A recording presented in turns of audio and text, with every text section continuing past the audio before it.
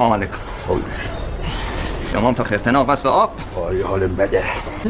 علیکم. علیکم.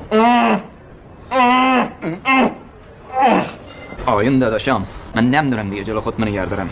این یارو که تو صدا زد من با عزتون من اول دارم میترسم اینجا رو کثیف کنم. آقا جون شما سن سالی ازت گذشته، سن پدر ما رو داری. میخواستم ببینم من 2 ماه پیش 2 تا استامینیفون کدئین خوردم. نمیدونم الان تاثیر نمیذاره روی این، یه موقع آبرو حیثیت ما رو ببره. من تو 10-12 بار قبلی که ازدواج کردم تجربه دارم، میگن بعد آبغوره بریزی توش خونسا میکنه. من نمیدونم الان راستشم. الان برم از گور بابا کی آبغوره بکشم بیرون؟ اینو بگی.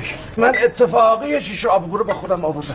یا این گل بیش نمونه است. نه این آبغوره است. بیا داغمه. اینو چیز کن روی سر کشم. نه اونو چیز کن روی. جا نداره نصفش سر کشم. نصفش بخوره اونو چیز کن روی. باشه میشه واسه من بریزی. بگه جو اگه میشه یکم برام بریز. آقا بیا چیز کن روی. اون لوله های منو بگیر. بریم صدامون. من نمیام. چرا نمیای؟ نمیدونم دیگه بیام. آها رها شد. این پسر جلو در ناصر صداش بکن، بگو اون تنبون راه منو برداری بیاره. باشه میگم من. آی آخه